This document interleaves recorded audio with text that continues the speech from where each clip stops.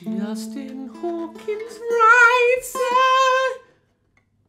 again. Okay, I'm taking on the Sacred Cow today. The band that you're not allowed to dislike. The Foo Fighters, featuring Dave Grohl, Taylor Hawkins, my cousin, distant cousin, via a family, doesn't matter about that.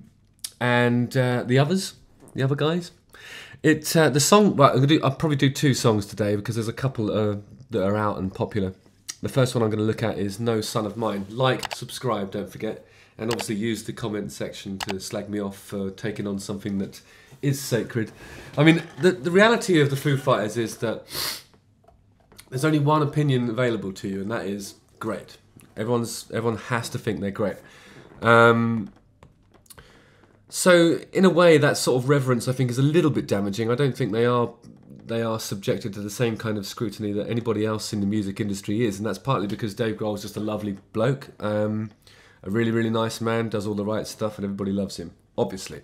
Secondly, the way they structure their songs, they're real rock songs, and they are actually, they've planted a flag at the top of the music tree that says this is how you're supposed to do it. And I don't know why there aren't other bands that do it in that way, because there's things like guitar solos, there's interesting drum patterns that don't necessarily start on the one.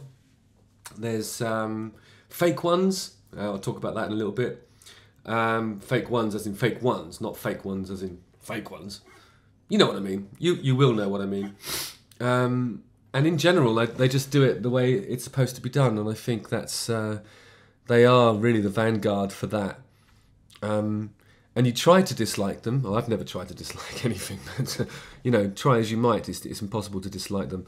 So this song, No Son of Mine, I just had a little listen to it for the first time. I don't actually listen to the Foo Fighters I just don't do it. I don't listen to the Foo Fighters, so this is the first time I've heard it. No son of mine will ever do the work of... Okay, so that's what I mean by fake one. If you ignore what the vocal's doing, and if you hear the song for the first time, it has the riff that goes...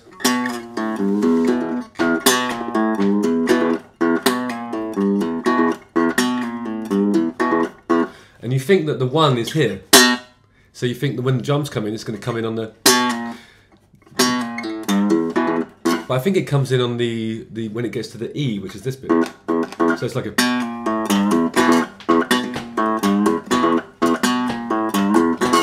And of course, because Taylor's in the band, it rocks and it's groovy. No son of mine, no son of mine. And it's a riff. It's basically, how do you? I mean, in a way, that's an ostinato again, but the key of it isn't changing. It's all in E.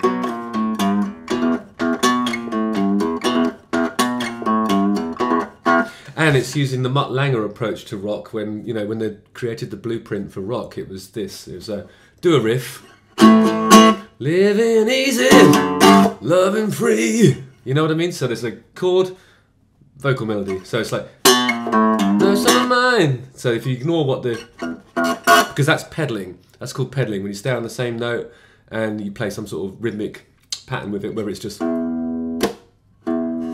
as we heard in the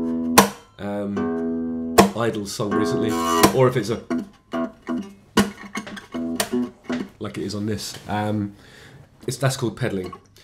It's a type of ostinato, but with just a single note playing in a rhythm, and then the other stuff's moving around. So when it gets to the pedal on the E, that's when the vocals start. So in a way, it's riff vocal, riff vocal, riff vocal, and your ears being pulled around. This is exciting. This is rock. I mean, that's how rock works. No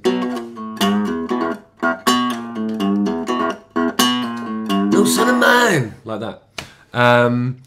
So looking at the lyric, I feel like this is it's a little bit apocalyptic, but I think it's kind of gets into a religious territory immediately. Like, so no son of mine will ever do the work of villains, the will of fools. If you believe it, it must be true. No son of mine, no son of mine. Okay, so it could be like talking a man saying like or defending his offspring, But I don't think that's what it is, because at some point here it goes, no son of mine will ever need to beg forgiveness. So I think this is Dave Should I call him Uncle Dave? He likes to call himself Uncle Dave. So Uncle Dave is probably saying, sorry, the food's just arrived. So what Dave's saying here is saying, like, no son of mine will ever need to beg forgiveness, no wicked deed. So I think that's the clue, because on the surface of it, it could be a person talking about what he hopes the behaviour of his offspring will be. But I think it's actually about God and the supreme creator, because I think he's saying no son of mine will ever need to beg forgiveness, because I think what he's saying is let's turn it upside down. Instead of doing stuff and then apologising for it and trying to make amends, how about not doing the stuff in the first place? But there's a word in here which I thought was really interesting. Like in the last verse, he says, no son of mine will ever say words of illusion, oh this I pray, heretofore taking my name in vain. So heretofore is a little bit like hitherto. Hitherto means up until this point. Heretofore means from this point onwards. It's a really archaic piece of language, and it's interesting to see Dave Grohl using it. Actually, a lot of rock music is kind of living easy, doing drugs or whatever it is, you know. But I think he's actually doing a little, not Shakespearean, but there's something interesting in the vernacular that he's chosen, and it does sound biblical, doesn't it? It's sort of from that. Sounds like somebody could have carved that into an ancient tablet and then left it in a valley somewhere to be discovered. Heretofore, but it means from this point onwards. So I'm saying perhaps this is like perhaps you could interpret this lyric as a kind of let's acknowledge that Armageddon is today and change the way we behave and start being nice to each other. Maybe he's saying that, you know. Here we are, the living dead is the chorus. It goes like this.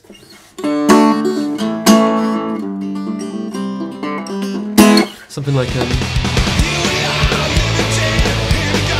know, I heard him saying evil, evil. It's good and evil. It's the final reckoning. I mean, this came out this year, didn't it? So I think, yeah. So it's new. It's probably informed by the cataclysmic global pandemic, maybe.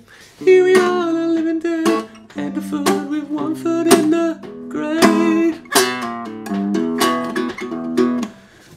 Age of lost innocence. Don't forget what your good book. I think I'm right. Don't forget what your good book says. So I think he's talking about people who behave with the safety net of, oh, I'm doing it in the name of the Lord. And I suppose, what is this? It's not an atheist perspective, is it? Because he's not saying that there isn't a God. He's just saying, how can you behave in that way? If you really believe in a supreme being that created us all and is watching over us, you wouldn't behave like that, because you'd be like, hang on, he's watching me do all these evil things. Maybe is it that? Yeah, I don't know what it is. But one thing that I'm encouraged by is when I look at the arrangement, it seems to be riff rock with a verse, a chorus, another verse, another chorus, and then there's a guitar solo. It's something like... yeah.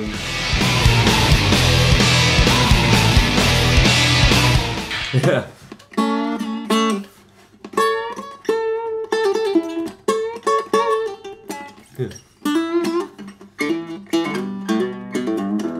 Which sounds like Motorhead, actually. It's great. All in all, it's just like a rock song that's doing exactly what it's supposed to do, with actually a really, what's it called? A theological lyric in it. So it's kind of like Highway to Hell, in the sense that it's dealing with theological themes, but it sounds like Motorhead because it's racing and it's got all this stuff in E.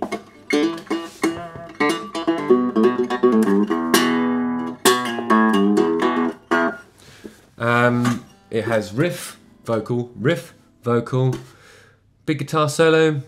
So the Foo Fighters formed in Seattle in 1994. It's amazing how long they've been going, but time flies when you're having fun. I remember when that "All my life I've been looking for something," that was my favourite Foo Fighters song.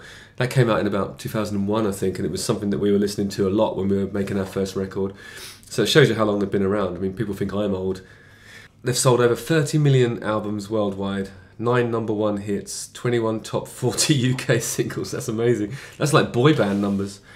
They won 4 Brits, 12 Grammys, and they're in the Rock and Roll Hall of Fame. And the Foo Fighters have... I don't know about this fact. It says the Foo Fighters have grossed a reported 209.7 million. That reported is the key word in there because it's all a bit... Who knows about that, really? And sold 3.38 million tickets across 300 headline shows. That's crazy and amazing. They're a stadium rock band because they're doing stadium rock properly, with, you know, charisma. I mean, it's not one of those bands where every member of the band is a household name. But I mean, if you like rock, then you have to acknowledge that these are the best we have, and the reason why is this songwriting.